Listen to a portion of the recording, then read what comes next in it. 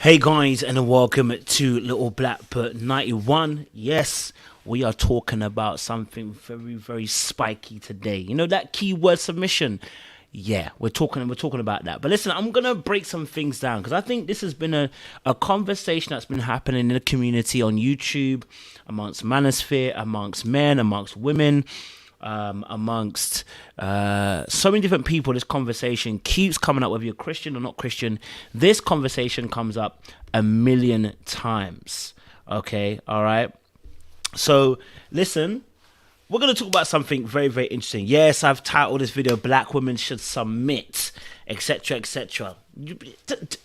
Fill me out. That's what I'm going to say. Fill me up. You know what I'm saying?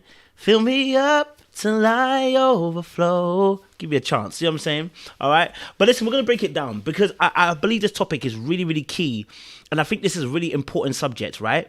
I want to talk to the men specifically because as a man, a black man, I understand, right? A lot of black men in the manosphere in America, UK, wherever you are, seem to be on this trend of, I need the modern black woman to be able to submit. We need the modern day black woman to be able to submit. She's not submitting. That's why she's single and lonely forever. Okay, forever, oh Lord, thy word is settled in heaven. All right, cool. So I'm gonna talk about some real stuff today. Some real stuff today because I know some of you are gonna read the title, get triggered, get annoyed. That's fine. It's good. But when I start breaking it down, you understand why I chose this title, okay? So first and foremost, submission, okay? There are so many definitions out there, but from one perspective, the English dictionary says the action or fact of accepting or yielding to a superior force or to the will or authority of another person. I'll put this on here, and I'm going to tell you why I'm talking about this, okay? Because you see why, yeah? You see why I want to talk about this because I know it triggers a lot of people. Both the men and the women all get triggered by this topic. Okay, so let's put this across the screen. This is what submission is: the act or fact of accepting or yielding to a superior force or to the will or the authority of another person. I want to focus on the last part, the will or the authority part. And the reason why I want to focus on that last part is because that is a very important part to discuss. Because whenever we talk about submission, whenever we talk about black women or black men and we talk about submission, what I fail to hear oftentimes is what precedes to gain submission. Because we're not in an army, all right? We're not in an army. But an army could be an indication of how submission could work. I would rather take an example biblically of what submission actually looks like. And the reason why I say that is because when we then look at submission, it is not in the format of power grabbing. This is what's really important. The reason why submission becomes a problem is because it becomes about power grabbing. And this is an incorrect teaching on what submission really is. So I'm talking to my black men out there. Black men, you want black women to submit to you? I've got the keys for you today. You want to know how they're going to submit to you? Forget the 304s, forget the hoes, forget the single mothers, forget the child support, forget the Rookie and Pepe and whatever they called them and the Shaniquas and Dems. Forget about all that. Leave that alone. Let me give you the keys into how you're going to get these black women to submit. Okay? All right? Because I've got the keys for you for how they go and submit. All right? Yeah? First and foremost thing you need to understand is number one is this. Not every woman's going to yield to you. Simply put, number one thing is this. Not every woman will yield to you. Not every woman will submit to you. It is arrogant, it's entitled, and it's downright prideful to think that every woman you encounter is going to yield to you. Do you know why I know that? Because even God himself can't get man to yield to him. I mean, they will come the end of days. Ancient of days, as old as you are, as old as you are. In, of course, Judgment Day comes and we'll all be bowing, and every knee shall bow, every tongue confess that Jesus Christ is Lord. That's the end of days, okay? But whilst you're on earth, how many people actually submit unto God? You see, And this is very important because I want to give this premise so you understand very, very clear. Some of you are going to say, I'm not religious, I'm not Christian. Hear my wisdom. I'm giving you the keys to how you're going to get the woman to submit to you, okay? First and foremost, God never forces submission on anybody. Therefore, you also cannot force submission on somebody. It would be arrogant, prideful, and to put yourself in the same bracket as God to say, I force people to submit to me. You're wasting your breath and you're wasting your time. Okay? Now, this is really important. Yeah? That's the first and foremost thing. Get that out the way. Okay? Get that one out the way. If you feel like every woman should submit to you, you're going to have a problem. All right? You're going to have a problem. Leave it alone. Okay? Now, I want to come to something because I want to go to my very first point because many of you are screaming about this particular issue, and I want to bring this issue to you. Because I think it's a very, very key lesson, right? Very, very key lesson. Okay, cool. Let me bring this to you. All righty. I'm gonna go Bible, okay? Because that's the only thing I know, okay? That's the only thing I know, okay?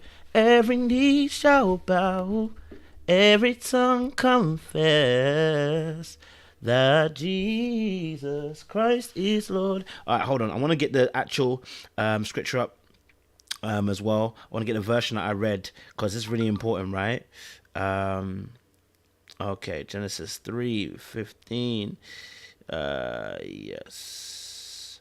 Because every knee shall bow, every tongue shall confess that Jesus Christ is Lord. Yes, okay. Cool, fantastic. Every knee shall bow, every tongue shall confess that Jesus Christ is Lord. Okay, I want to go to this particular version. I want the version that has the actual wording.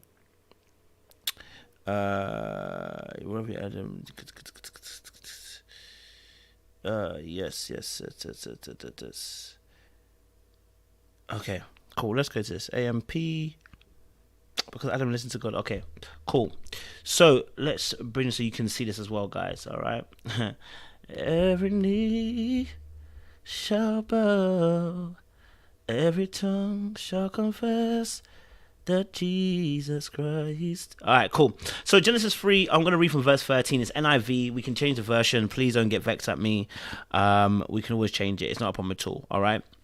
Okay, so from verse 13, then the Lord God said to woman, what is this you have done? A woman said, the serpent deceived me and I ate. So the Lord God said to the serpent, because you have done this, cursed are you above all livestock and all wild animal. You crawl on your belly and you will eat dust all the days of your life. And I'll put enmity between you and the woman and between your offsprings and hers. He will crush your head and he will strike the heel. That's to the devil. Now he says this to the woman. Through the woman, he said, I will make your pains in childbearing very severe. And with painful labor, you'll give birth to children. This hasn't stopped, by the way. So this is still in session.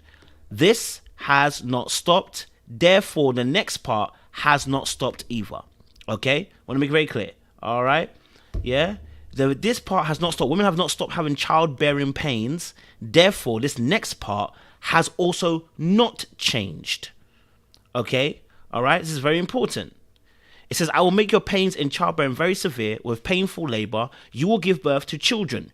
Your desire, this is my desire, to honor you. I need to stop singing. I'm sure the man are probably getting vexed.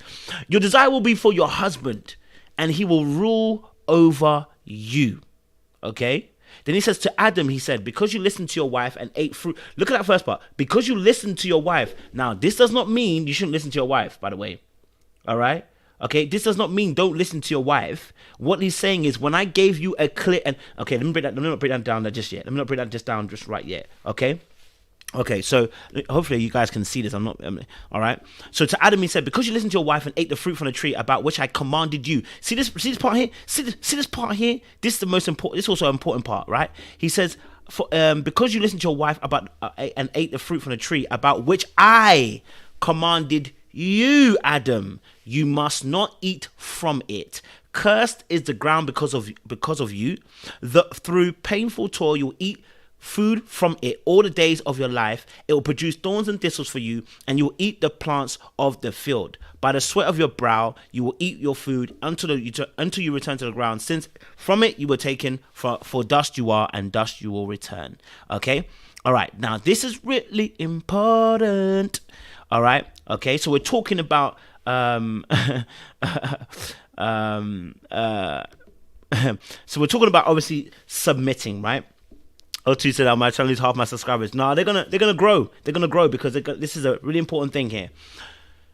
This particular situation, if it's taken in isolation, you will miss the whole principle of where submission comes into play. All right, I want to give you the keys as a man. I want to give you the keys. Because you see, we're gonna have to come to another place in order for you to understand this. All right. I want you to understand this, okay?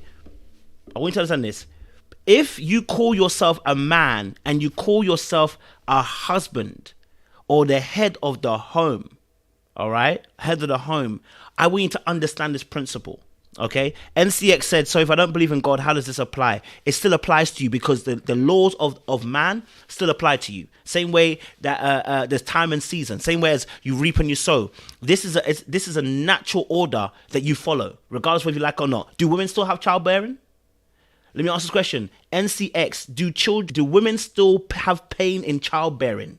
If they still have pain in childbearing, it's got nothing to do than just saying God. You can't throw the God thing. If I don't believe in God, can I not believe it? It still applies. If women are still having childbearing pain, then this applies to you. Because whether you're Christian or not Christian, whether you're religious or not, this applies to you. Women are still having childbearing pain, right? You're still going to work, right? Okay, then this applies to you. Okay, the wisdom is still applying to you. All right, I appreciate you. Anyway, let me get to the scripture. I want you to understand this. I'm only bringing scripture not to preach, but to give a basis of understanding and wisdom as to how we get to a lot of our ideologies that get twisted in the long run, right?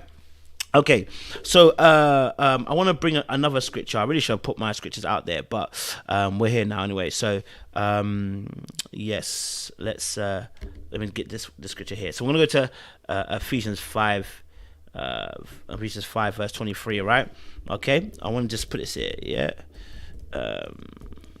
Okay. You guys know I've spoken about this before, but I'm gonna get this understanding, right? Okay, all right, cool. All right, cool. So back into scripture. Remember, by the way, we are talking about black men. You want black women to submit to you. You want the modern day black women to submit to you. I'm giving you the keys today. I'm giving you the keys. Okay, I'm giving you the keys. I'm showing you how to get these black women to submit. Because I know you guys are angry, you're frustrated, you're tired of these modern black women not submitting. I'm giving you the keys. Listen. All right, cool. All right, it's coming. The wisdom is coming. All right, cool. Now, the story of Adam and Eve, whether you believe it or not, that's up to you. Okay, all right. So listen, Adam and Eve, representative of husband and wife, right? Husband and wife, because I don't believe you should be asking me to submit when you're not even husband and wife. That's madness. You know what I mean? You're not even given a security, and you want someone to submit to you. That's nonsense. Listen, husband and wife. Okay, Adam, husband, wife, Eve. Right? Boom. Okay. So here we go. Okay, here we go. All right. This part here is really important. Okay.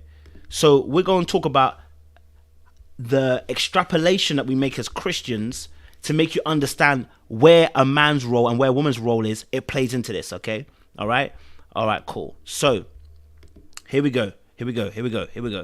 All right, cool. Ephesians 5. We're on Ephesians 5 right now. Yeah, just in case you guys haven't seen it, we're on Ephesians 5 right there, and we're going to read from verse 21. Now, you guys have heard me say about this, about submission is mutual. You know, I already believe that, but we're going to go past that because that's not what I want to focus on. I want to focus on something else. All right, it says, submit to one another out of the reverence for Christ.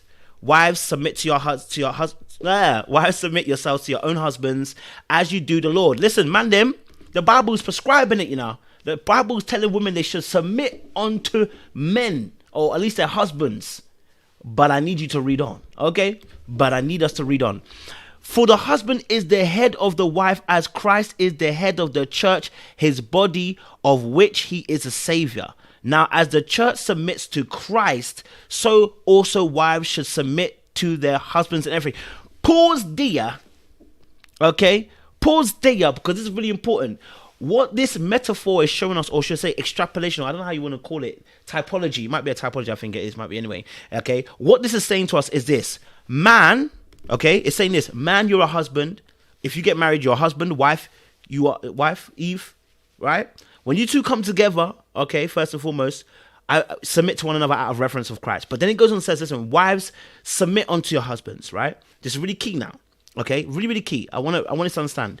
But then it gives us an ideology, or gives us a mental image of saying the original marriage, okay? The original person, which is this, Jesus. All right. Now, whether you believe it or not doesn't make a difference. We'll just use it as a basis. Jesus is now the husband, and me and you, as his creation, his people, are wives, or the wife. We are the body. Okay. And see this, right? I want you to follow something, because this is really key, because you're going to miss this and then you ain't going to get it. Now, as the church submits to Christ, so also wives should submit to their husbands in everything. Hold on. Now, as the church submits to Christ, which is, if you want to talk about Christ, the church is the body, the wife, okay, the bride, okay. That means all of us, okay. But if we wanted to take it back into relationships, as a wife, submit to your husband, right? But hold on. Let's not stop there, because I want to give you the key. Mandem, I want to give you the keys. I want to give you the keys. If you stop here, you won't get the keys. I want you to get the keys so you understand how we're going to get these ladies to submit. Just pay attention. Stick with me. I know you're not religious. I know you're not Christian, but stick with me. I got you. I've got your back, bro. Trust me. I got your back. Now listen. Husbands, love your wives just as Christ loved the church and gave himself up for her. Let's pause there.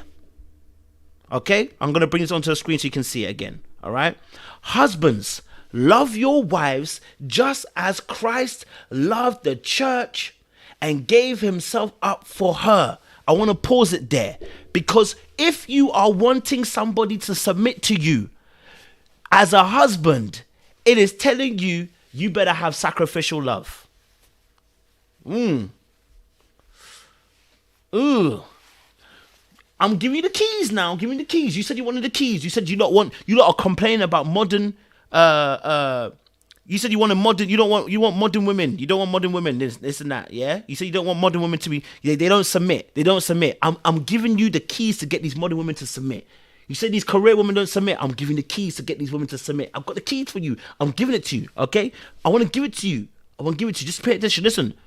If you want them to submit, if you want the ladies to submit, you want the modern women to submit, this is not me pandering. This is me teaching you about love now, because you said you want to enter into a relationship.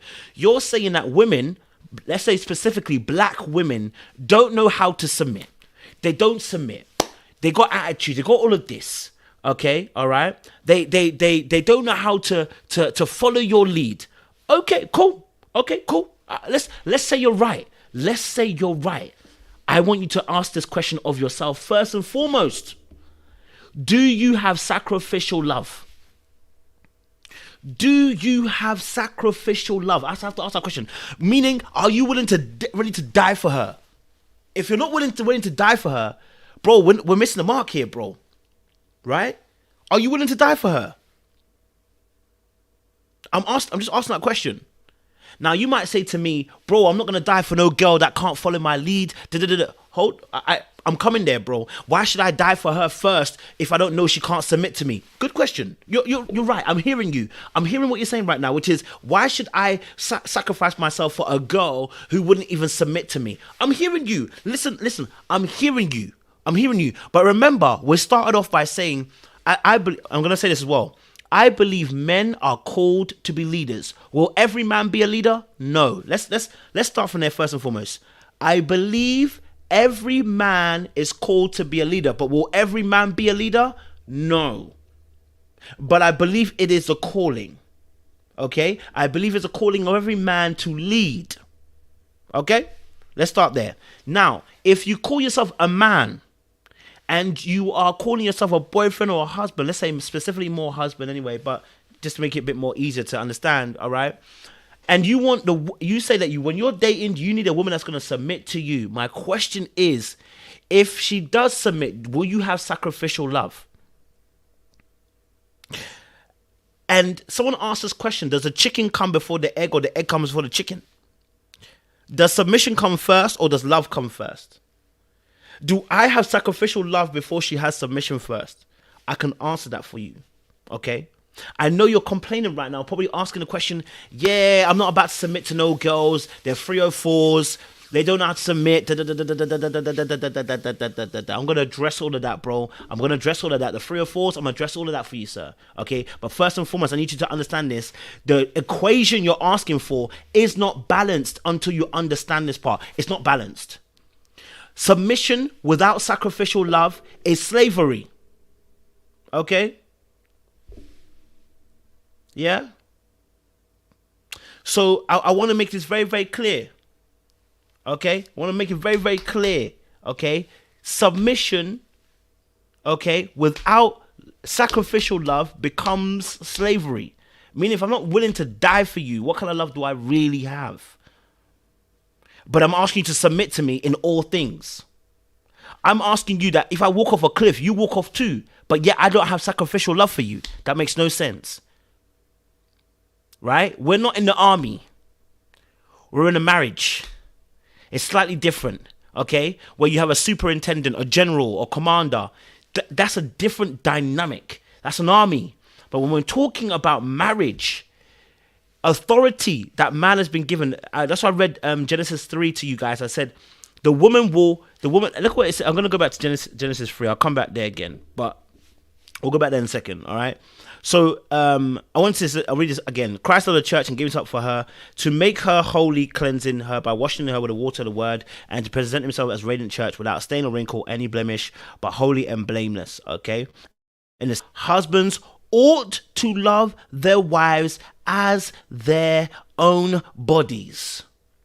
Okay, all right. I'm kind of going ahead of myself a little bit here as well, right? Because what I'm really trying to tell you is, if you want these modern day black women to submit, then I hope you also too, if you have the love, okay, if you have a love, all right, if you have a love that says, I love you like I love myself, right? If I love you like I love myself, this is also part of the equation. Okay, cool. After all, no one has ever hated their own body, but they feed and care for their body, just as Christ does the church. For we are members of his body. For this reason, a man will leave his father and mother and be united to his wife. Okay, and the two will become one flesh. This is a profound mystery, but I'm talking about Christ and the church. However, each one of you also must love his wife as he loves himself, and the wife must respect her husband. Do you see that? You see that? Okay. Do you see that first part?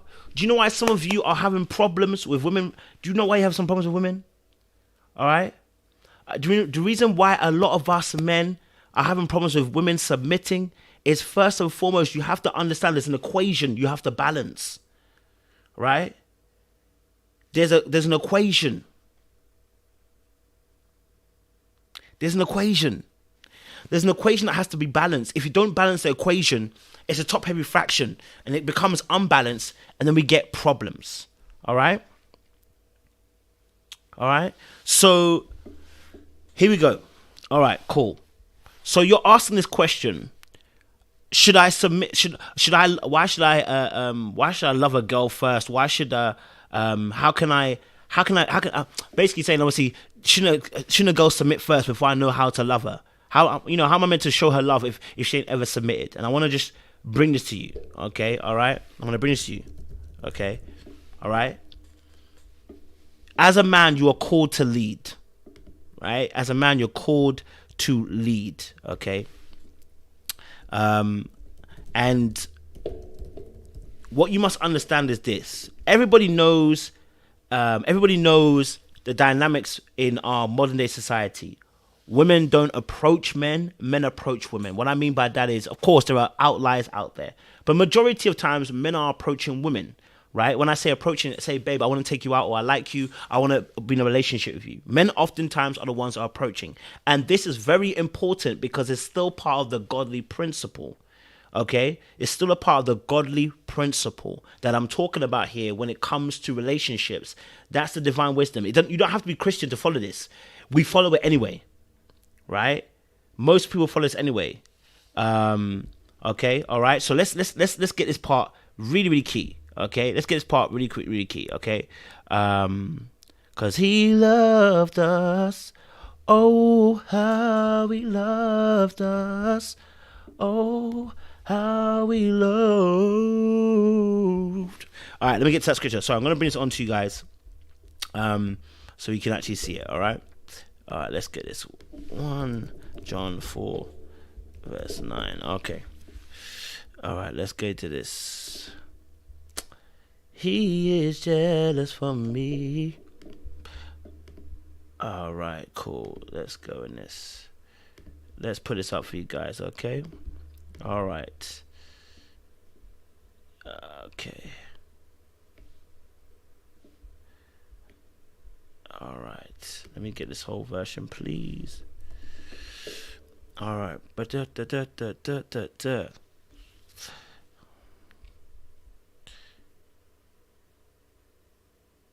Oh.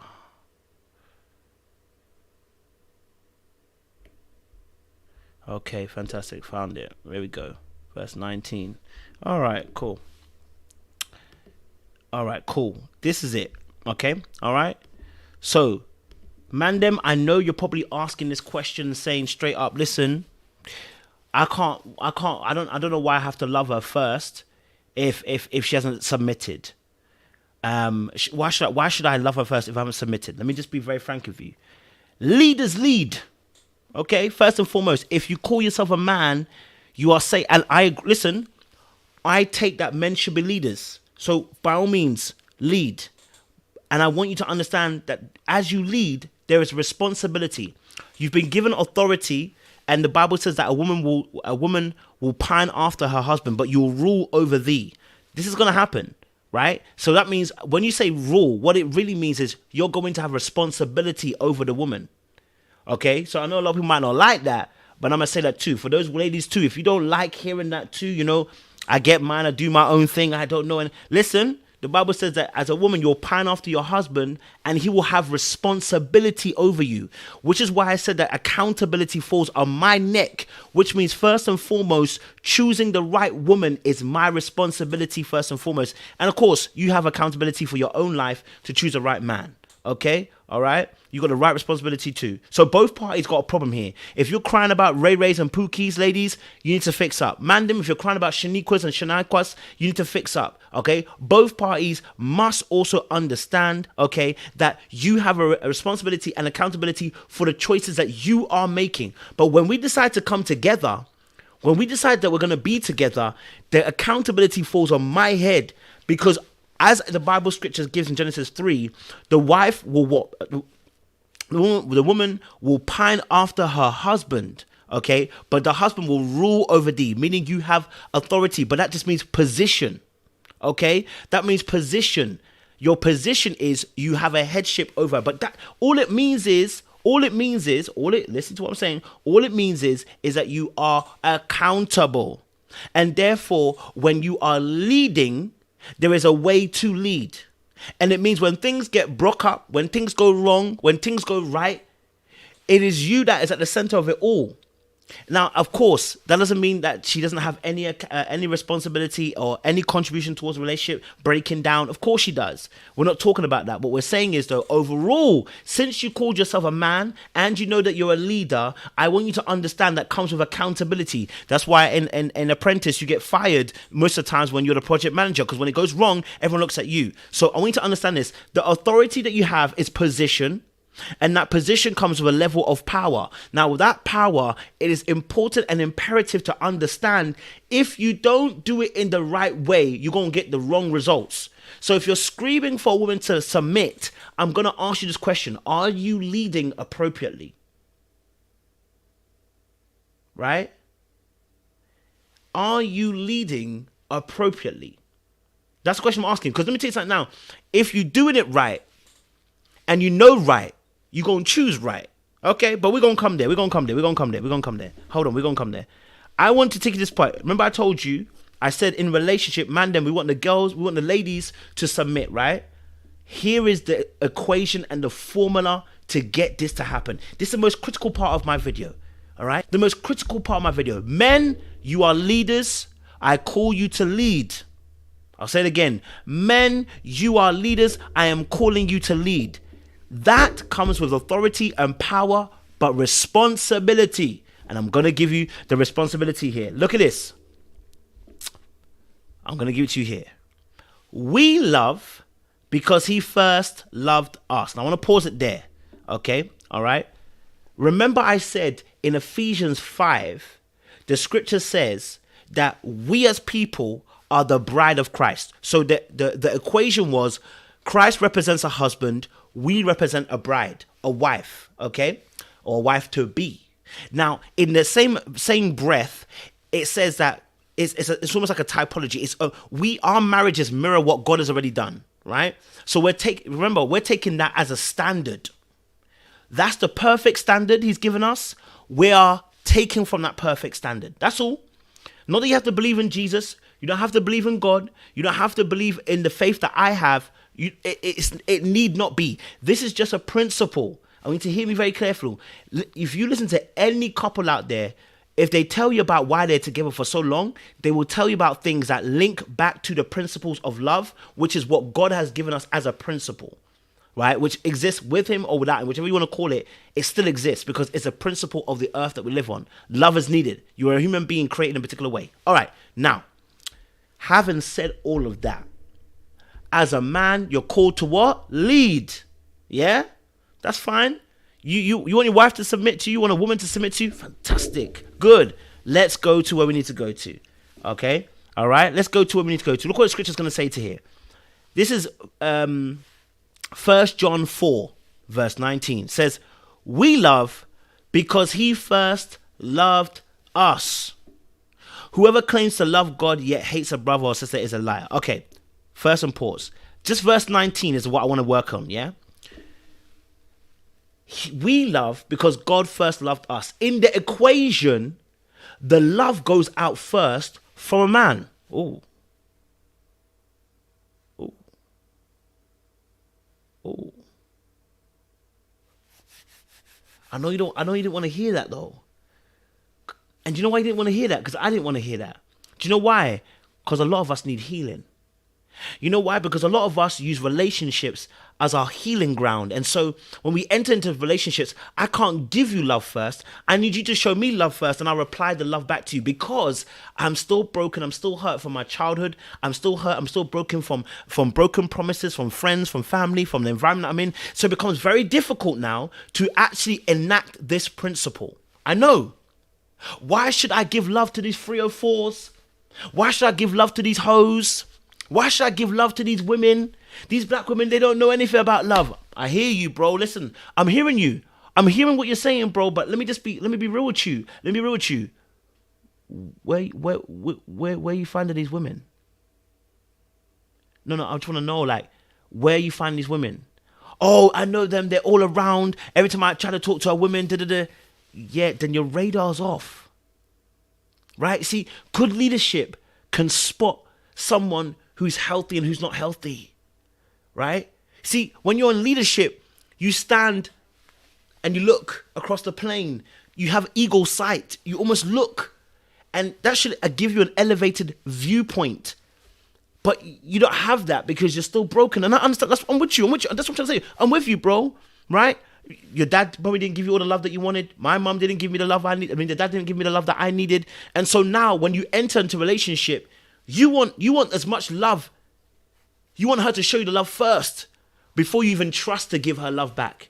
You give her part of a love that you want to give, and because you're kind of broken. And listen, you then choose somebody too who's also broken, who can only give you so much.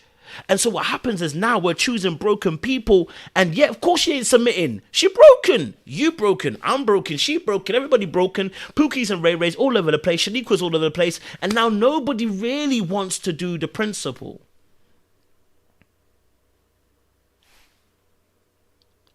Because here's the big news. Can I be real with you? The women want to submit. They really do. They're tired. They want to. They want to submit. Some of them don't know how to, but they want to. Listen, They want to. Okay? Now, there's some that are crazy, they don't want to. Right? There's some that don't want to, let's be honest. Why are you going to them? The ones that don't want to submit, why are you going to them? The ones, and again, remember, if you started the conversation of an approach with women where you got to submit, then I would ask the question whether you really understand your leadership role, number one. Number two, whether you're fully healed. Why is that the first thing that comes out your mouth? Because that's not what it's asking you to do. That's not the equation. You're missing the equation. I'm not asking. Listen, I'm going to go to the woman. Don't worry, it's captain. I'm going to get to the woman. Don't worry about that. I'm going to get to them. Don't worry about that. Okay, I'm going to get to them. Don't worry about that. But what I'm saying to you is the equation is really simple. As a leader, it's really simple. First and foremost, if you lead with love, right, this should begin to draw out of the person submission, right? Do you know how we can prove that, right? Let's say your best friend right now. Guys, you know, your best friend, right? You actually submit to one another, right? We might say none of us really lead. We might say, you know, none of us are the lion of the pack, right? But you submit to one another. Do you know why? Your brother's earned your trust. You love your brother. You love your best friend, like your brother. If he says, let's go here, you're going to go. You ain't even going to question it. Well, why you want to go there? All right, let's go, man. We trust each other and we submit to one another easily because we've built trust and camaraderie with one another that you will not take advantage of me. Do you get me? Yeah? You will not take advantage of me. So you trust them. You trust your boys 100% because you built up that trust. Right? You see, when we talk about wanting somebody to submit, would you want to submit to somebody you don't trust? I wouldn't. I don't want to. I'll be honest with you. I don't want to submit to anybody I don't trust. You know what I'm saying? Do you want to submit to somebody you don't trust? Because I don't. Personally, I don't want to do that. Right? So there is a process of time that comes with this conversation. Now, of course, if you're meeting a woman that isn't that you know. She's putting up the walls and putting up the guards and everything like that. I've always told you this, guys. We are not here to break anybody's wall or guards. We are not here to break anybody's wall or guards. Leave those girls alone. If they've got a guard up, leave them. Yeah? If they've got a guard up, leave them. If they're saying, I find it hard to do, then leave them. We ain't got time. Leave them alone. Okay? Right? If you really are leading in love and you're encountering people, the women that have walls, leave them alone.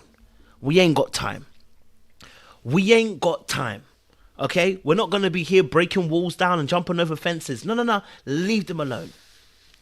Okay? All right? So, more importantly, I want you to understand. Okay? We want you to understand. Okay? All right? That if you're leading with love, this love also is about being able to foster trust in the person too. It takes time. It takes time. Right? It takes time. When I lead with love, it takes time. So we have to build up that trust with the person over time for them to trust your position, trust that your authority, trust the fact that you're a leader in this particular environment. Bro, hear me out, man. Do you know what I'm saying? Now, here's the thing. Do you know what love is? See, if you don't know what love is, you won't know if another person's healthy or not. If you don't have a healthy aspect, right? If you don't have a healthy aspect when it comes to emotional intimacy, mental intimacy, if you don't have a good, firm understanding of physical intimacy and a healthy picture, you're going to encounter people who got waywardness because you wayward. Do you know what I'm saying? I'm talking as if we're leaders. I'm talking as if we're boys. Like, you know, we're boys right now. We're leaders, right? I'm not trying to give the women a pass. I'm just telling you, bro, if you're doing everything you're supposed to doing, trust me, we start dodging these. You want to call them 3 or 4s? Why do you keep... Listen, if you've spoken about it once, twice, why are we crying about 3 or 4s? Why are we crying about 3 or 4s? Why are we crying? Is every woman a 3 or 4? You know they're not. So why are we wasting our time thinking about them? Right? Why are we wasting our time thinking about them? Let's not worry about them. Those girls are not gonna. They're not gonna listen to you. They're not gonna listen to you. Don't worry about it. Yeah, they're not gonna listen. Don't worry about it yet. Don't worry about it. You're wasting your breath and your time. They're gonna be that way. Leave them alone. There's other women out there, right? There's other women out there, yeah, who want your love, who want your affection, who want your care, right? Who want that? And here's the most important thing about leadership. Here's the most important thing about leadership. Okay? Let's talk about leadership. Let's talk about leadership. We show, we don't tell. What that means is not that you don't ever tell. It means you must be the role model for the person to model themselves how to do the role. I just made that up. I ain't gonna lie to you. That just came to me. I ain't gonna lie to you. That just rolled off my tongue. That's the revelation that came to me. I ain't gonna lie to you. We show, we don't tell, and we become the role model because you must model the role how it should be done. Right? So if, let's say for instance now, and again, this is why you must heal. This is why we must go to therapy. This is why we must recover from our brokenness. Okay? Because what happens is then you're able to choose a partner who's effective. If you choose a dysfunctional partner, if you end up choosing a Shaniqua or a Tay Tay, you can't complain. The same way you crying about that the same way that we are moaning, and quite rightly, when women are choosing Pookies and Ray Rays, right? But they have also cause to moan too, because we choose Shaniquas and Tay Tays. Okay? Now, if everybody's choosing Ray Ray, Pokies and Shaniquas and Tay Tays, we've all got problems. But if you choose the right woman, right? You choose the right woman, and you yourself, you're saying you're number one, healed, you've done the work, you know what love is, then when you choose the right woman, you model the role how the role should be done, right? So let me give you an example, right? Because you're talking. Let me give you an example, right? When I was dating, I remember me and one of my ex-girlfriends were talking, and you might have heard it before. I've said it before. She wanted to go and buy this car, right? She wanted to go and buy a new car, and I told her, listen, looking at it financially, sit down with her on a budget. I said, there's no need to buy a new car right now. But she's like, no, I want a new car because the car keeps breaking down. And I'm like, listen, I'm saying to her, listen, look, hold off a little bit more. The car situation, hold off. She's like, no, I want to buy a new car, blah, blah, blah. All right, cool. So now she ends up going on to buy a brand new car. Well, go and buy a second-hand car off Gumtree or whatever, right? Or whatever. And she came to ask me, like, do I know anything about this? And I said, I don't really know about cars. And I was even a little bit irritated because I already told her, don't go and buy this car because it's going to end badly. Yeah, I just know it's going to end badly. Okay? All right, cool. Right? So now, obviously she goes into the process trying to buy this car and ends up trying to, end up buying this car, right? And talking to the person. As she's talking to the person, I at this point in time, I can see she's talking a little bit, and I jumped in. I said, let me see what you're talking about. Let me see what you're talking about, right? Because you see, at first I was going to distance myself. I was going to say, oh, don't worry about it. You just handle it. Then I said, no, if I want to model how leadership looks like, let me go into first. Okay, cool. So then literally, I looked at the messages, and I said, babe, something doesn't seem right. Then I started researching about scams for cars and everything like that, blah, blah, blah. And I said to her, babe, I think this is a scam. I really do. I honestly think this is a scam. Like, I think you should pause. And she's like, really? What, do you think it's a scam? I said, yeah, I think it's a scam. I think you need to pause. I said, what? I started tightening up like X, Y, Z, X, Y, Z. I said, babe, it's not adding up. Okay? It's really not adding up. It's not adding up at all. And then, right, when I finally said I want to talk to the person, blah, blah, blah, blah, they didn't want to talk, whatever, blah, blah. And I said, babe, this is a scam. And then she typed it in Google, and she started researching it, and she realized it was a scam, right? Now, let me tell you something that happened, okay? Because up until this point, right, we had been having beef back and forth about leadership and how that looks like. She wants a man that leads. But sometimes women, sometimes you don't trust a man because you've been through very painful situations where a man has led and it's not led in the right direction, or it's been turned as a power grab. And this is one of the most important things as well too, which I want to touch on as well, about leadership. Leadership is not about power, it's about love. But love is the power. I want you to understand that. Leadership is not about power, but it's about love. And love is the power. Because power is about influence. Love is the influence that will help the person come to an understanding. Not necessarily your side, but understanding. Now, anyway, back to the story.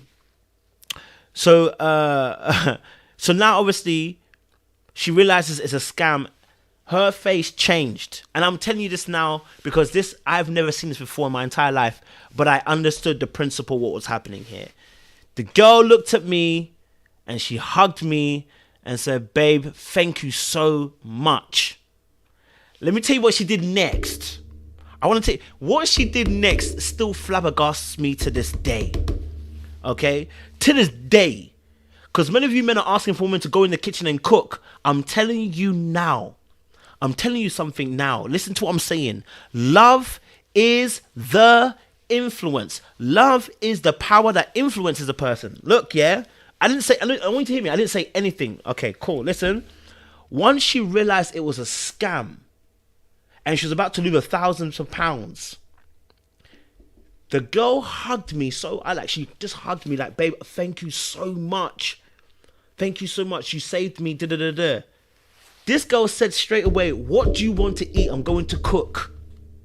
I looked at her and I said, I don't even know what I want to eat, to be honest. Do you know what I mean? I don't know. Whatever you feel like cooking, you cook. She said, no. Whatever you want, I'm going to cook it. And I'm looking at her like, yo, whatever you want to cook, just cook it. Like, it's not a big deal. Like, it is what it is, man. Like, I worked in banking, so I can see when something's a scam, right? Yeah, I can tell. I can tell when it's a scam. Like, don't worry about that. Like, get on with it. Now, what happened in that moment, not just the cooking part, was trust was built in a different way. Because from that point onwards, she would ask me, babe, what do you think about this? What do you think about this? What do you think about this? And at first, I'm not going to lie to you, at first I was a little bit kind of thrown back because I'm so used to being independent and expecting another person to be independent. When she was asking me, I was kind of like, oh, okay. But I realized what had happened.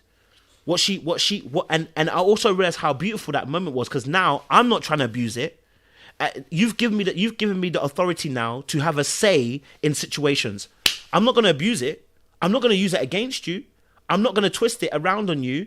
But you now trust me because of that moment, right? Just that simple moment where I had your back and made sure that, you know what? I've got your back. Because, you know, what can you do? So the love that we're talking about in terms of getting a person to trust and to submit, the trust part is the key part here, right?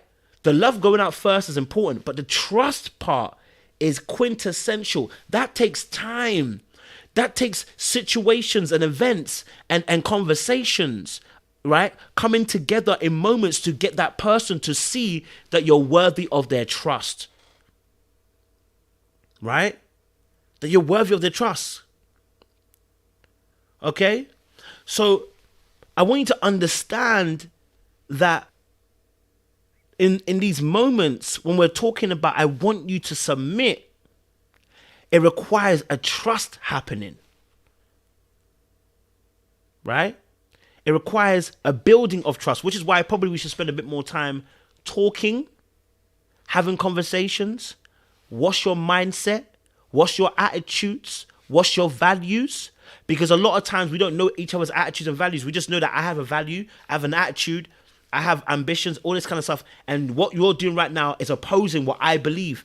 We should have these conversations beforehand so we know that we're walking in the same direction, right? Because if I know you hold the same values and attitudes that I do, I now know that you're not trying to be in opposition to me, right? So back to the submission part. You want the woman to submit? I'm hearing you, bro.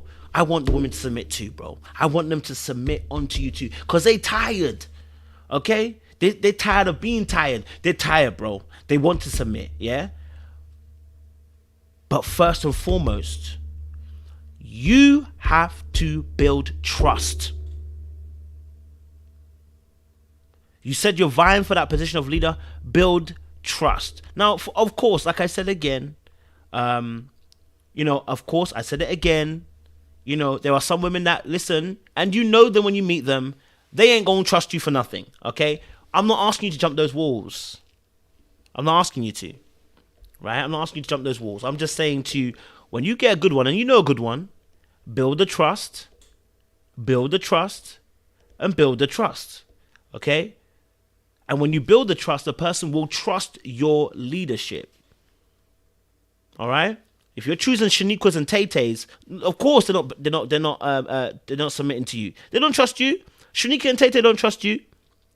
Okay, Shaniqua and Tay-Tay do not trust you, not in the slightest. So stop choosing them. The same way we're talking about women not to choose to date Ray Rays and Pookies. I need you to stop dating Shaniquas and Tay-Tays, and then complain about Shaniqua and Tay-Tay doing what Shaniqua and Tay-Tay do. Okay, all right. So back onto my points here. What we're talking about. Okay, so remember, as a principle, first and foremost, as a man, your love should go out first. As a man, your love and affection should go first, meaning you should be leading the interactions of affection. Show affection first, right? You don't even want the girls that show you affection first anyway. You normally sleep with them. You know what I mean? Let's keep it a buck. The girls that are showing their affection to you first, you're sleeping with them. Most of them, right? Not every woman, but some of them. You end up sleeping with them. You end up sleeping with them. You end up using them. You end up discarding them. You end up putting them in third place. Because the truthful nature of a man is he wants to be able to lead that interaction. He wants to pursue. Right? Okay? He wants to be able to say, I came after you. You want that. You want that placard. And that's okay. Have that placard. You're allowed to have that placard, sir. I want you to have that placard. I want you to have that silver placard, gold placard on the back of your wall right now saying, I pursued the woman that I'm with. Go for it. I want you to go for it. Absolutely. Right? So, yeah, go for it. But remember, as you pursue, you love first too. All right? You have first too. All right? Okay? So this is the keys. Sacrificial love. Loving the woman first. Sacrificial love. Okay? And understanding that the person needs to develop trust with you. Right? That's how we're going to get these ladies to, that's how we're going to get the woman to submit. You want a modern day woman to submit? That's what you're going to need. Show her that. Right? Show her that. Okay? And don't be in a rush to get into, you see, you want to get in just have a conversation. Get to know her. Get to know him. Okay? Get to know her, get to know him. Ladies, let's talk a little bit about you. Just a little bit. Okay? The Ray Rays and the Pookies, okay? I know you said, obviously, you're dating men you're dating men that are not great. Listen, the Pookies and the Ray Rays, got to get rid of them. The Pookies and the Ray Rays, sis, I need you not to be dating these people, okay? All right? I don't want you to complain about submitting to broke, dusty men. That's fine. You're absolutely right. Broke, dusty men, let's not. Okay? Let's not date the Pookies and the Ray Rays with the broke dustiness. Yep, you're absolutely right. I agree with you. I actually agree with you. Okay, don't date the broke dusties. Okay, all right. Let's go for quality men, and that doesn't necessarily mean he earns all the money in the world, and it doesn't mean he is the biggest financial provider. It doesn't necessarily mean that. But does he lead with love? Does he lead with love? This is really important. Sisters, hear me out. Does this man lead with love? Okay. Does this man care for you? Does this man take into account your thoughts and your feelings? Does this man try to understand where you're coming from? Does this man show you appreciation? I'm not just talking about gifts. I'm talking about appreciating you for you. Right? That's what I'm asking right now. Does that man that is there, is that person able to listen to you? When you talk, can you actually converse, or is it a debate? When you talk, are you conversing, or is it one-way streak? Right? Look, Listen, all I'm saying to you is, ladies, we need you to also have good eyesight. Okay? Don't let the 6-pack of Ray Ray and Pookie confuse you. Right? Don't let it confuse you and then say, I trusted these boys and they broke my heart and I won't submit to a man ever again. No, submit to good leadership. Submit to safe leadership. Submit to good men that have your heart, interest, and good men that listen well, that are going to also as well take care of you emotionally, mentally, physically, spiritually, sexually, financially. Okay? The bar may be in hell, but you're seated in heavenly places, sis. Don't worry about the bar. The bar can be in hell, but you're sitting in heavenly places. You ain't on the bar, you sitting in heavenly places, sis. Don't worry about the Ray Rays and Pookies. Leave them alone. So ask yourself the real question. The men that I'm attracting, do they show me good character? Right? Don't worry about the Birkins. Okay? Don't worry about the Louboutins. Alright? Don't worry about the Pradas. What I'm saying to you is focus on the content of the character. Now, of course, you can have a financial baseline. We all know. Listen, look, dating a brother in McDonald's when you earn 60k, 70k, it's not going to work. I understand that. Look, and I'm not advising that. But what I'm saying to you is start looking for the men of good character. Start looking for the men of good character. Okay? All right? The men that have good character, you know them when they speak to you because they take interest in you. They take interest in hearing you, listening to you, making sure that you're comfortable, loving you, caring for you. But they also allow you to love them. This is also a key thing. They also allow you to appreciate them. Okay? They allow you to appreciate them as well. It's a mutual. You feel that the mutuality between the two of you. All right? Get to know people by conversating.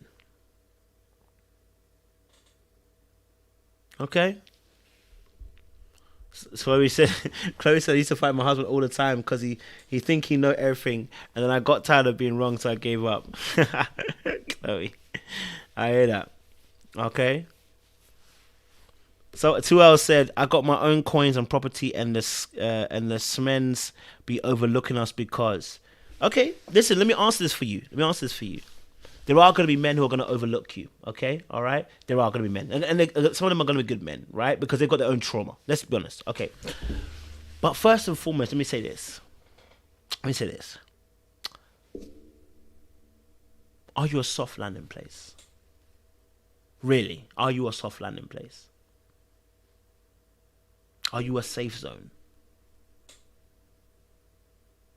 Can we have conversation with you and not feel like we're being interrogated? Can we have conversation with you and not feel like we're being bashed?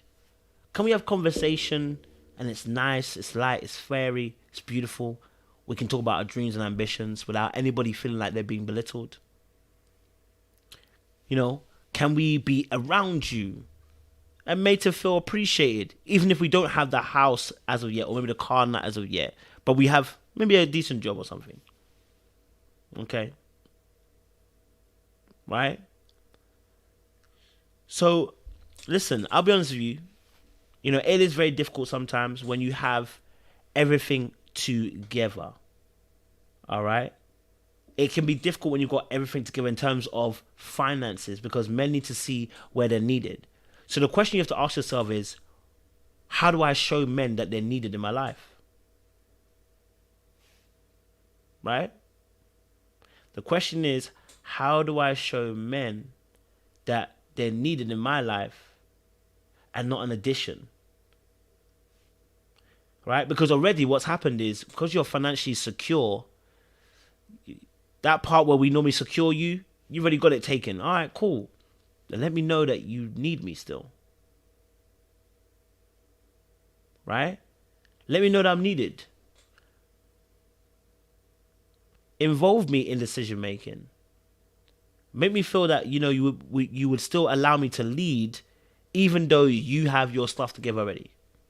That doesn't mean a complete takeover. Listen to me again. It's not complete takeover. This is about content of character again. Right? So really important.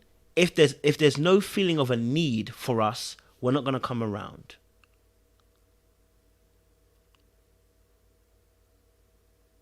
Right? There's going to be none that come around. And so sometimes what can happen is self-sufficiency can be a stumbling block in the immediate run.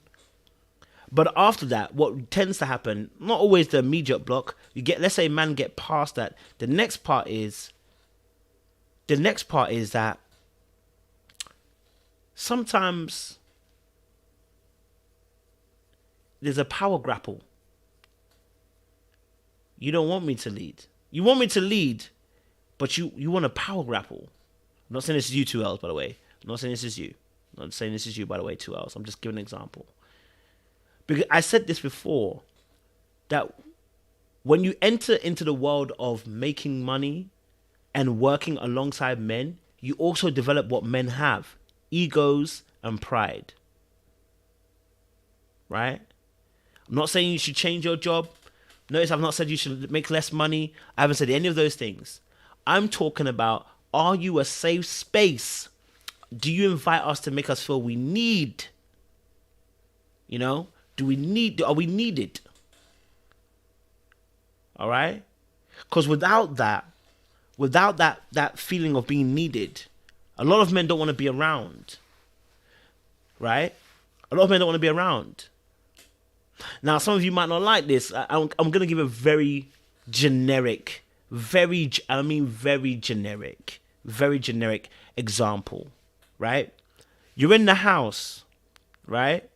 It's a very generic. You're in the house. There's a pickle jar. You could open this, right? I'm just saying as a little thing, yeah. You could open this, but you hand it to your babe and say, "Babe, can you just open this for me?" He opens it. "Thank you, babe. I really, really appreciate you. Thank you." Right? Little things like this, asking for help. Right? See, the independence is so subtle that you don't realize it. Right? Because remember, you got everything already handled. You've got everything financially handled, or if you're very astute in your career, or you already got all of that handled. The part that's needed is, do you need my help? That's the part. That's the biggest part. Where would you ask for my help? Yes, Rosemary. A little damsel in distress has never hurt nobody. We love a good damsel in distress. Okay? All right? So now what you're going to have to realize is there are going to be key moments. There's going to be key moments where you're going to have to make us feel like, I don't want to say make us feel like that, but you have to allow room for him to be a man. Right? I'm not saying go out all out gun ho. Of course, you got to find out if you trust him and build that trust with that person as well. Right? But you may have to do a little bit more work than other people. Right? See, if I'm not the most, if let's say for instance, if I'm Idris Elba right now, I don't have to work too tough in getting in the door. I might need to work harder in maintaining you, but I don't have to work too hard in getting the door because I'm good looking in my face, right? That's what if I was Idris Elba, that's what it would be like, right? Also, when you're financially stable to a key point, the finances is great. You already got that sorted. Now you have to work. You might have to work a little bit harder though in the maintenance, right? And let me tell you, 2 hours. Love that. Thank you for sharing that, by the way. Thank you for sharing that as well at 2 hours, because that will help us, right? So you said, damsel is not me. Blame my daddy then. He raised me to have my own. He's the only one I've solely depended on outside myself. I love this. 2 hours. Thank you. Can I speak to this for you? Can I speak to this? I really would appreciate if I can speak to this as well. Okay. So what you've said here, is beautiful, because what you've told me, and I'm not going to call you masculine. I'm going to say that in more than likely, you have picked up some of the masculine ways of doing things, right? Because like you said, the problem with being a damsel in distress, right, is the act of, I feel like I'm faking it. You're not faking it. You're not faking it. You could do it anyway on your own, right? You could do it on your own. But what you're doing is you're learning to dance. If you could probably, you might even be able to even dance better than me, but you're trying to lead the dance. Don't lead the dance. Let me lead the dance. You could probably dance better than me, but let me lead the dance. That's what it is between the men and the women. Remember, right? You're not trying to usurp the position. See, in 48 Laws of Power, one of the laws that he says, this is by Robert Greene, he says, never outshine the master. And what it really means is, look, you're probably better than him at this thing. You're probably better than, by the way, I'm not saying don't outshine him. What I'm talking about is the principle of the thing, right?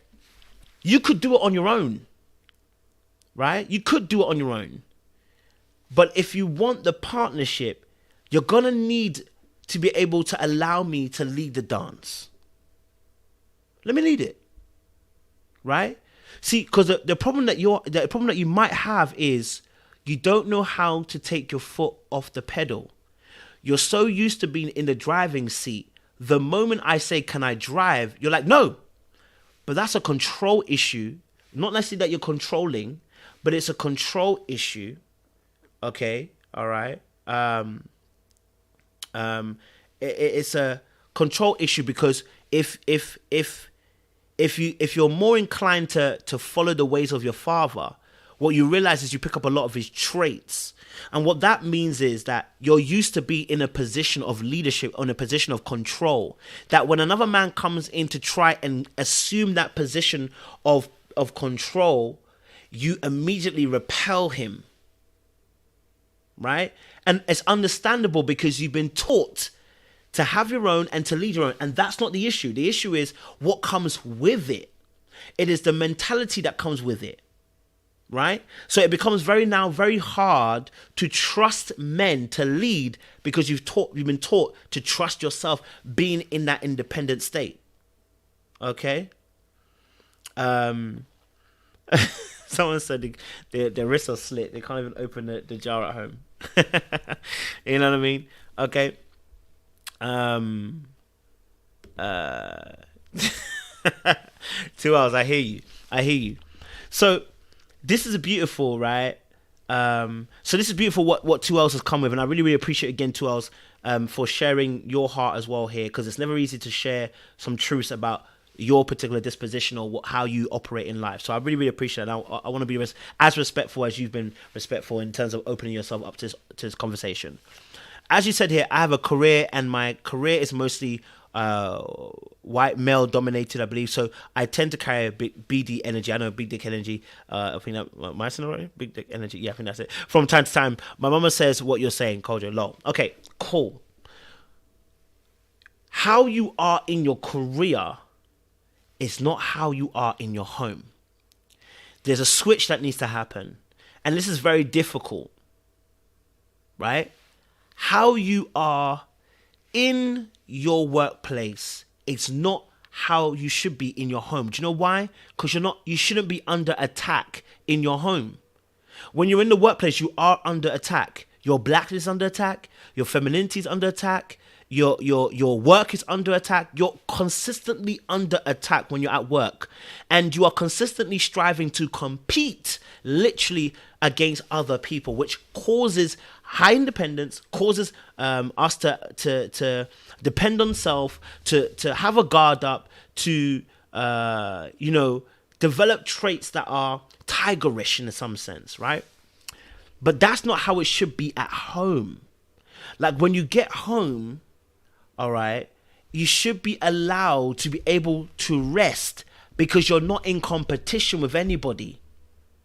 In the workplace, you're at competition, so you have to always be on 10.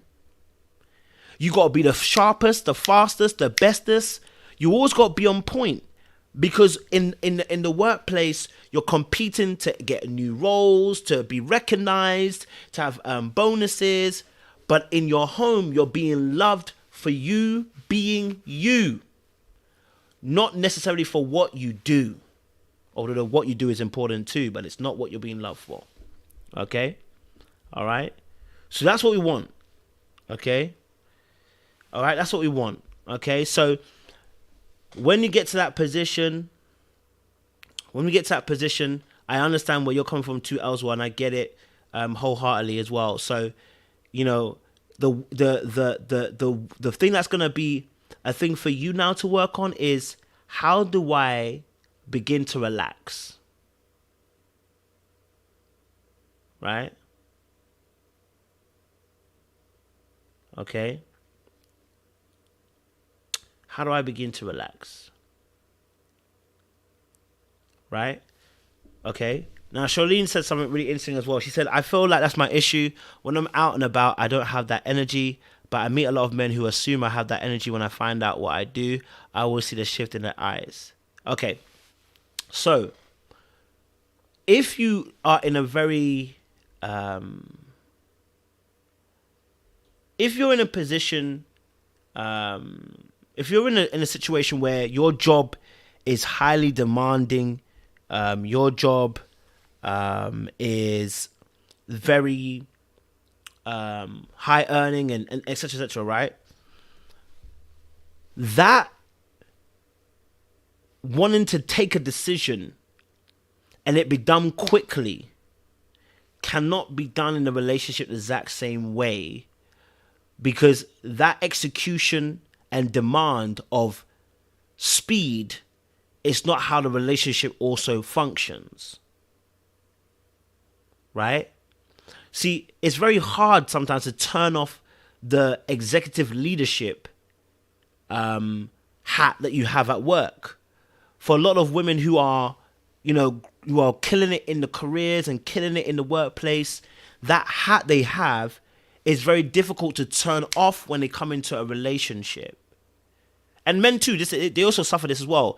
There are leaders in their workplace and then they struggle to be loving in their relationship because they're so used to command and instruction at work that when they get into a relationship, they forget how to be loving. That it's not a command, it's not an instruction.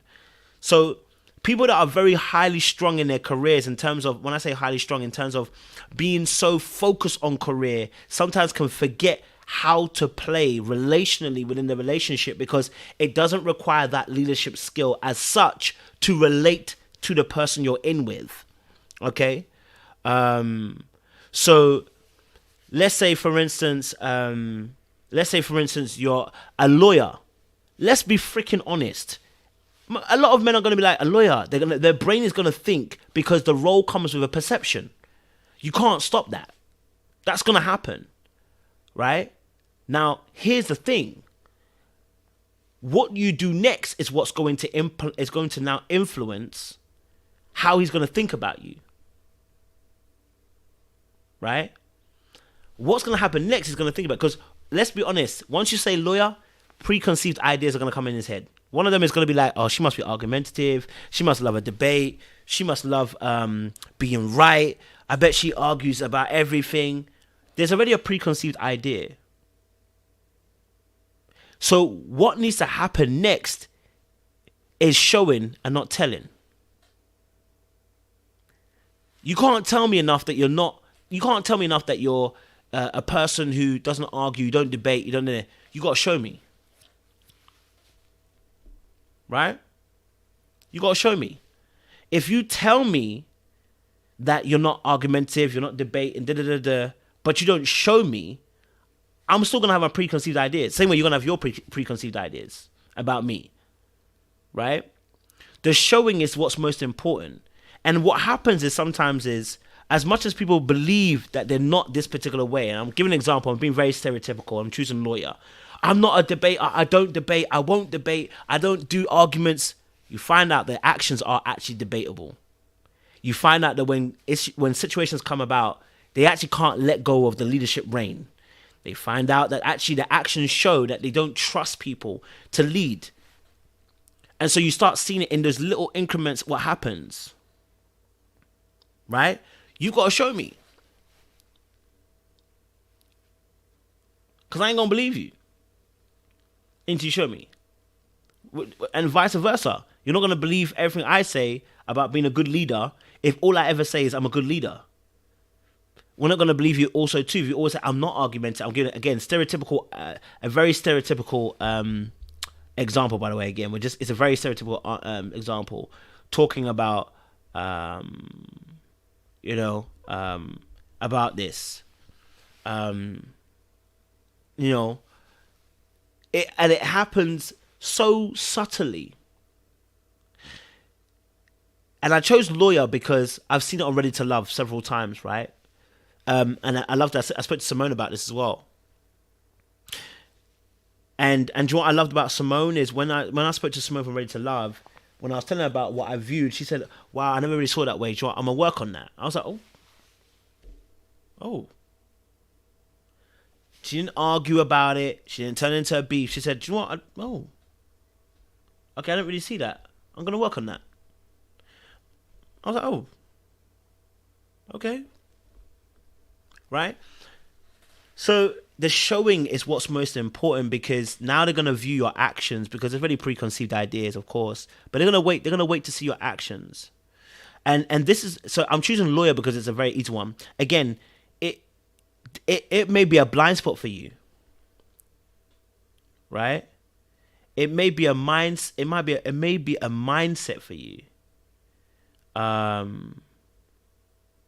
It may be a mindset for you, blind spots for you, sorry, that you don't even realize that you do. You do. Thank you. That's a good point, Chloe, as well. That you do sometimes have certain tendencies to argue and debate in a way that is to beat me. So, for instance, okay, so one of the things about lawyers, right? And I'm just using lawyers anyway. If anyone's a lawyer out here, sorry. If anybody's a lawyer out here, they're trained in a particular way to dismantle certain arguments. If you've ever argued with a lawyer before, it is frustrating if you don't know how to debate yourself. A lawyer will lawyer you out in a second. See, it's not the rudeness. It's not necessarily they're being rude. It is a skill that they have acquired that becomes very difficult to turn off. You don't argue the normal way people argue. Right? You don't argue the normal way people argue. Okay? You don't argue the way that people know to argue.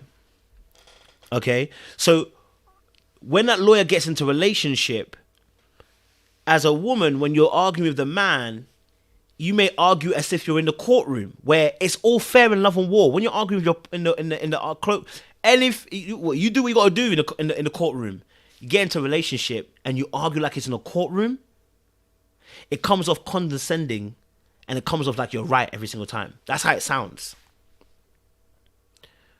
So that's why I said there's a blind spot to trying to work it out. Same with a man who is a manager at work who issues commands and instructions anyhow to the employees, because that's what he's got to do, the kind of role that he's expected to do. He issues commands. Military men also sometimes suffer this. Generals and those they suffer sometimes, because when they get back into a relationship, they struggle to turn off that hat of command and instruction. Right? They struggle. Right? They struggle. So military men can struggle with this aspect because they're so used to being in a position of power where they just tell people to do it and it gets done. To get into a relationship, it's like, she's not doing what I wanted to do. These are very stereotypical answers. I am not saying this is exactly what it is. I'm saying stereotypical answers so that you can understand a little bit of taking it to its furthest route, so that you can understand some of the things that potentially could be happening, right? Because sometimes you'll be maybe thinking, oh, it's the men that are moving mad. And I'm like looking at you like, huh? And men could be saying, oh, it's the women that are moving mad. I'm looking at him like, huh? Right? Sassy Bull said, I don't trust black men to lead me. I've tried that many times to my detriment. I always ask the reason why when a man tells me to do something, and I'll only oblige if I agree with his motives. Sassy, first and foremost, at first time, I don't trust black men to lead me. Who are you asking for you to lead you? Who are you choosing to lead you? See, if I'm asking the men to be accountable for the Ray Rays and the Pookies they're choosing, for the Shaniquas and the Tay Tays they're choosing, I'm gonna ask you the same thing. Sassy, are you choosing the Ray Rays and the Pookies? And that don't mean broke people either. That just means anybody who's dysfunctional. All right. Okay. If you're choosing the Ray Rays and the Pookies, you ain't gonna get good leadership from them. Okay? You ain't gonna get no good leadership from them. There are bad men out there. But guess what? When you are healed, when you are good, when you know what love is, you don't have time for the Pookies and Ray Rays. Okay? You don't have the time for the Pookies and Ray Rays. Charlene, thank you for sharing that. Thank you for sharing that. I appreciate it. Thank you for sharing that. Okay. To be honest, I don't know how to be a damsel in distress. My dad always taught me to be wholly accountable for myself. This is hard, man. See, this is what I'm saying about why both parents are so important. That we want to, and I'm not saying that you don't have this, Charlene, by the way. I'm saying about, I'm seeing a common theme, which I really kind of knew already. Fathers teach their daughters how to be strong.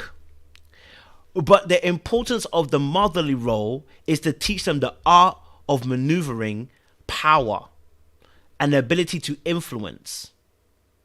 Right? So, Sassy Ball, Ray Ray and Pookies are not about the ghetto. To be honest, what Charlene has said this, 2Ls has also mentioned this. Father figures, I need to put this on subscriber mode because I cannot be dealing with people out here doing nonsense on these chats. Sorry about that, guys. I'll put on subscriber mode. So what was I saying? So yeah, so as you notice again, quite beautifully, we're seeing father figures being involved in daughters' lives, and we want that to continue to happen. We don't want that to ever stop happening. What we want to, what we're seeing though is fathers will teach their daughters to be strong. Is how to be strong as they are, but the missing part is how to have the feminine wiles. See, there are some feminine wiles. There are ways of the woman that a man can never teach. There are ways of the man that the woman can never teach. This is why we need both parties always involved, because both parties have great input that are great influence. Both parties. See, so not knowing how to be a damsel in distress is because men are not taught how to be damsels in distresses. So a father won't teach a daughter how to be a damsel in distress. He won't teach her that because he is a man. You know what I mean? Who potentially probably doesn't dabble too much in the emotion. He's a good, strong man who's sturdy and, you know, damsel in distress. What's that? What do I need? I don't need you to be a damsel in distress. I need you to look after yourself because I might not be here forever, and that's fair. But the other side that needs to get taught also, and I've been telling my sisters the same thing. I tell my sisters this as well. You know, I'm like, look, you may not have experienced it, but let me tell you, look, and I may not always say yes to it. I'm like, listen, you need something, you ask me, right? Right. So you need something, you ask me, right? You ask me, right? And the art of asking is also a very powerful thing. Okay.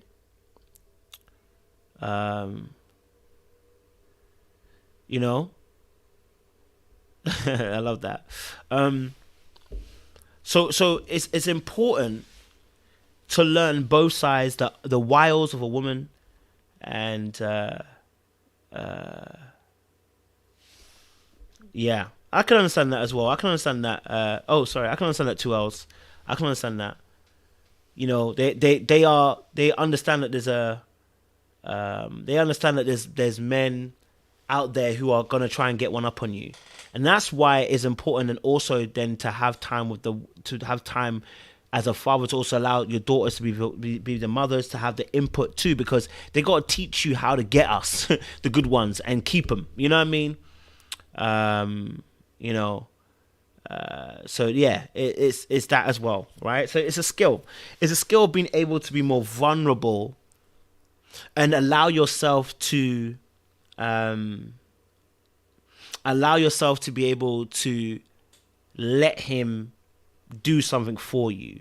Someone said that we should change it from damsel in distress. Fair enough. Okay. Let's change it from damsel in distress to being softer and more gentle. Okay. Be more softer and being gentle. That's a very much more difficult if you have more time with your father figure who's going to teach you to be strong, because the world is very crazy out there. But what's strong outside is not strong for a relationship. That's what the key difference we have to make to our daughters, especially.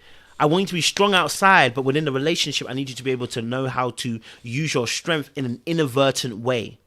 The strength doesn't have to be shown outwardly. That's what we have to start teaching our daughters too, is be able to let them know, let's say, I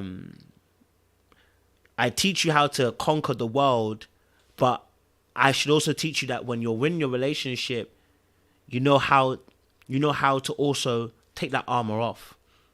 That you're not in a fight in your relationship. Of course, dodge the bad guys, but when you're in one, how to be in it. Okay, cool. So thank you for that again as well. That was very important.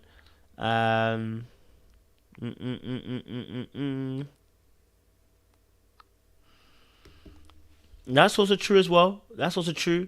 But you'll find out those mothers too, because they're single mothers oftentimes as well, single mothers as well. And I'm taking it very specific now. Let's say, for instance, single mothers teaching their daughters, they'll teach them to be strong because they understand they're on their own. And that you can't trust these guys, they'll tell you. But that's as a default of trauma and poor examples of leadership that they've been involved in. And so that leads us back to the same thing. Teaching them one side but not the other. I hear that.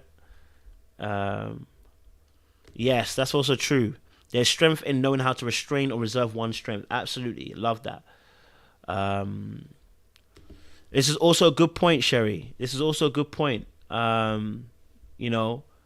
when you have to be, when you have to be strong, so your mum is strong, so you have to emulate her, and you don't know how to be soft. That's also true, because your mum can only give you what she has. If she's always been strong because of the situation she's found herself in, she can only give you what you have. And again, that's very difficult. Like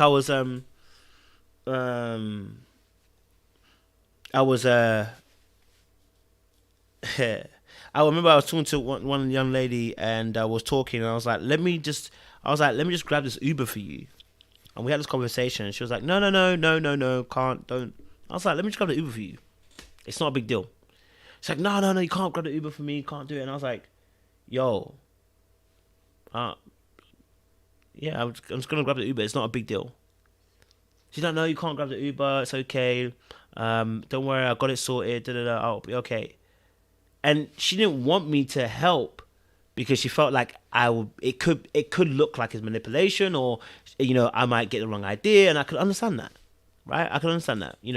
I understood her point of view, and when I understood her point of view, I told her, listen, that's not my character. That's not what I'm about. But maybe I need to show you that,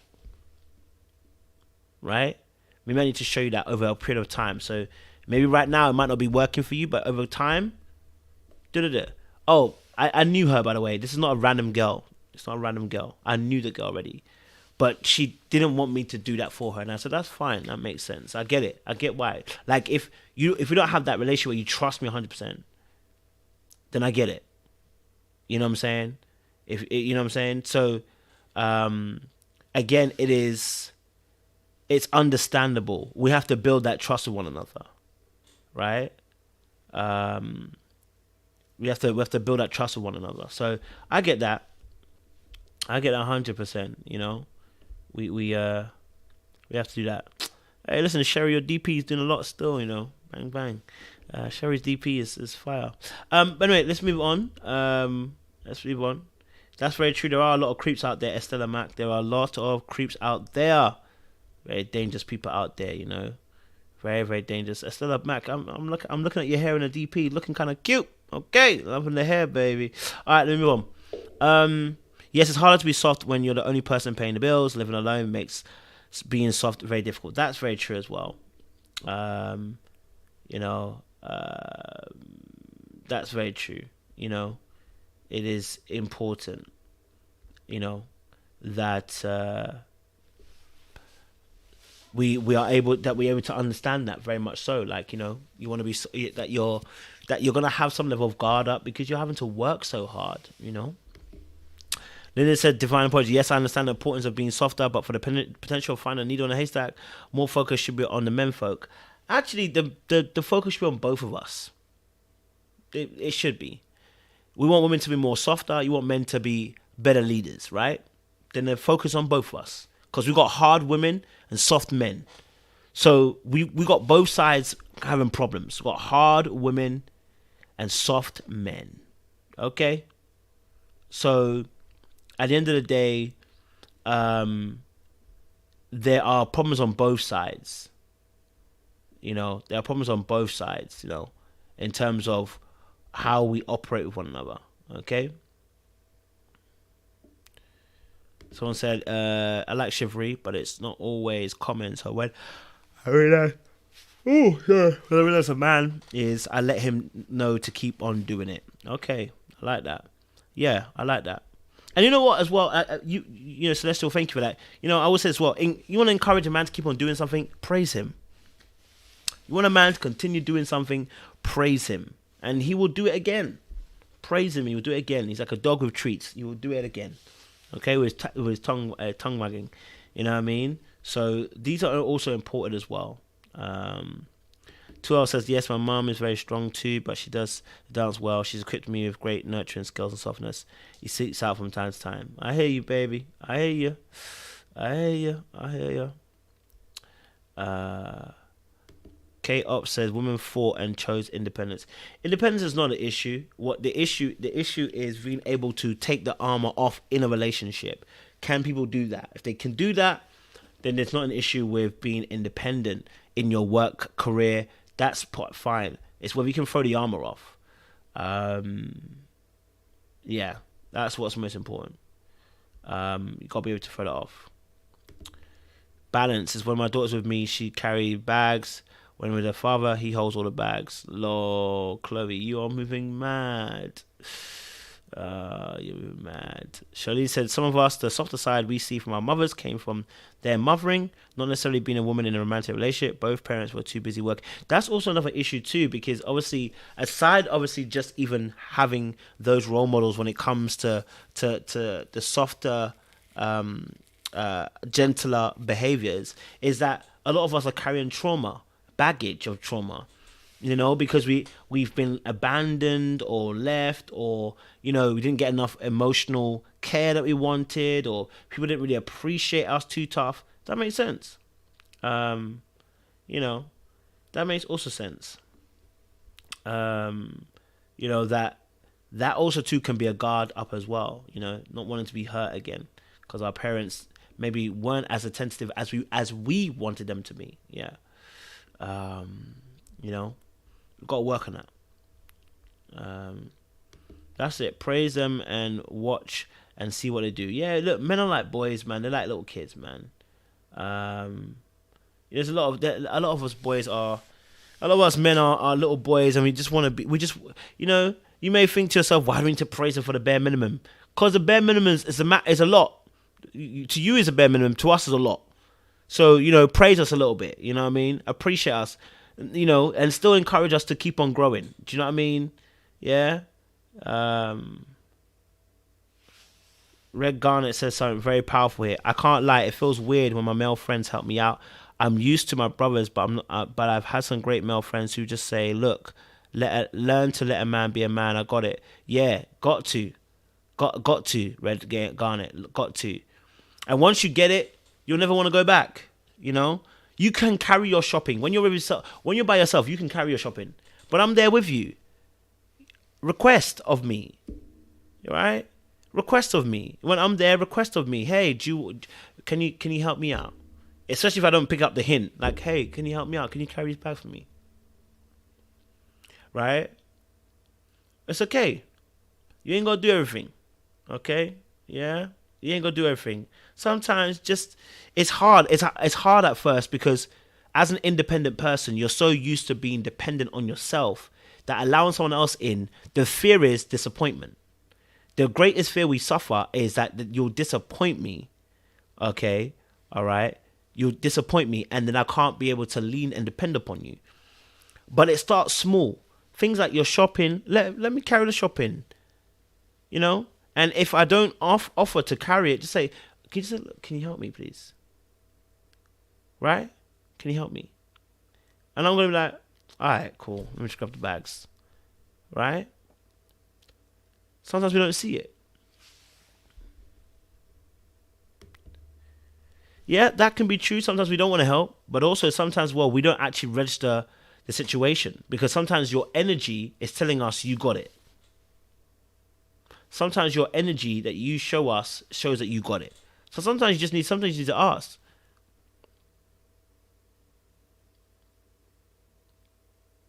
You know?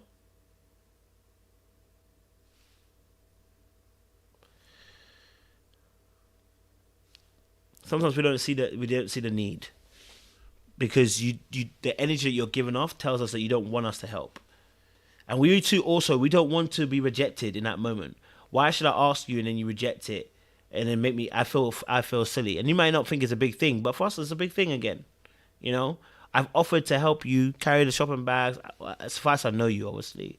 You know, blah blah. You're like, no, I got it. Don't worry about it. I'm like, oh, okay. Okay. Yeah. All right. Yeah. Love this as well, you know. You know. I love this as well. He said, I'll be honest, most times it doesn't occur to me that I could ask for help. I didn't know it was an option. Which is where some people are. And I love this. Thank you for being honest about this, you know. There's a lot of times where women don't even realize they can ask for this option.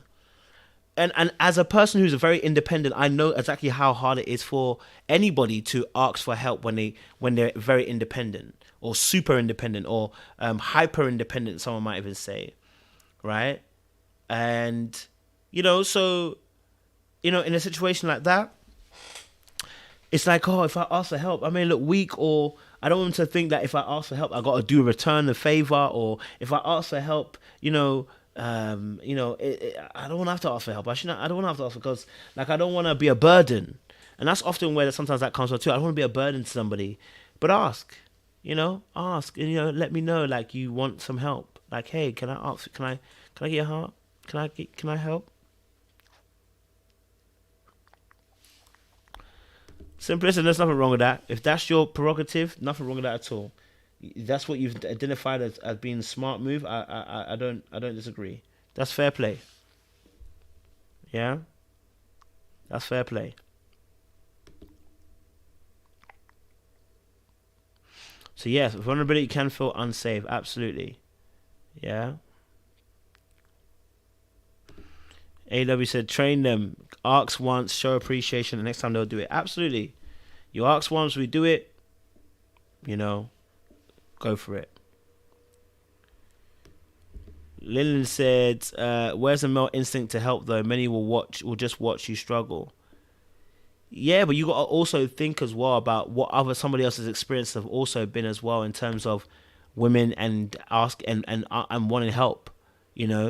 You have to also think that some men have also gone through some certain situations where they're like, I've asked if you wanted my help and I got my head snapped off, or like, does it look like I need help, or like, you know what I mean? I got this. You know what I mean? So sometimes we also as well, we're also trying to not impose ourselves and become like you need help, like you're a woman that is helpless. We also don't want to put that energy out there. Do you know what I mean? So again, just open your mouth and say something. Sometimes, again, especially unless that person knows you and knows they should be doing this, that person you don't know from Adam, you don't know if they know this. You know what I mean? If they're just new to interacting with you, you don't know they need to know this. You don't know if they actually know this. You may think they should know this, but they might not. So yeah. Yeah, that's it. Hyper independence is a trauma response. Absolutely.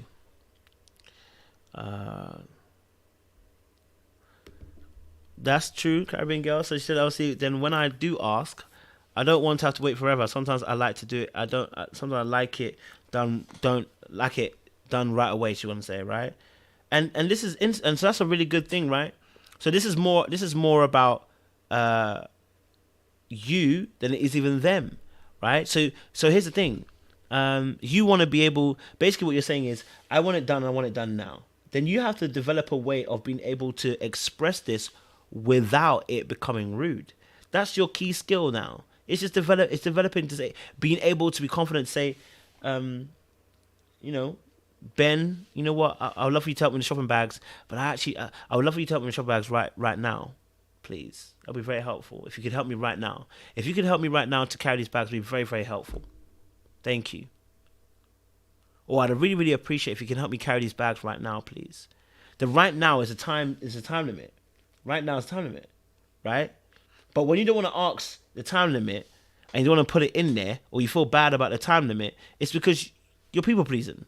You're scared and afraid that, let me say that, you may be even afraid of rejection, maybe, not even people pleasing. You may be afraid of rejection, that if I say right now, I could be inconveniencing them, or I can make them feel like I'm going to get rejected. I know, I've been there, so I know. And I'm still working on that myself. You know? You know?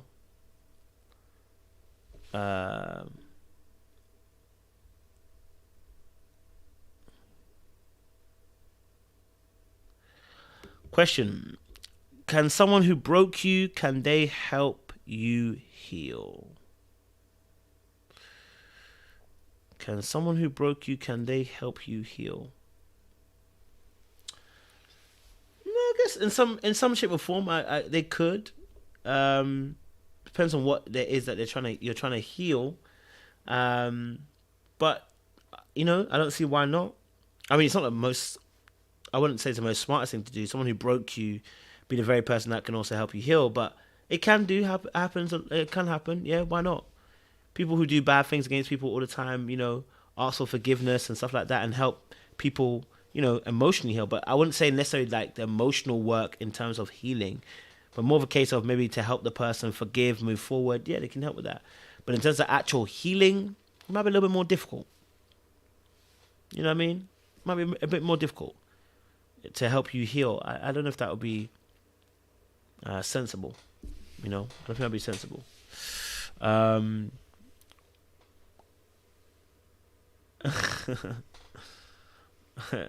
love that. Yeah.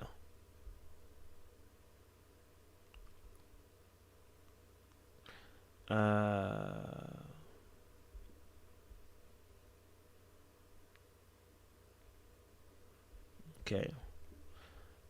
Rosemary said no, only as walking, only as you are walking away. Oh yeah. Oh. Sorry, away from them. That's like saying venom from a snake bite will cure you. Fair enough. Yeah. Yeah, that's true as well. Sometimes in unreserved issues can be resolved so that both can move on. That can also be true too. If you're able to have those kind of conversations about the past, then it can bring a form of healing. If, like I say, if he cheat on you, maybe if he's open to having a conversation and let you know why he did certain things, it can open up a form of avenue of healing. I wouldn't necessarily advise it, but yeah.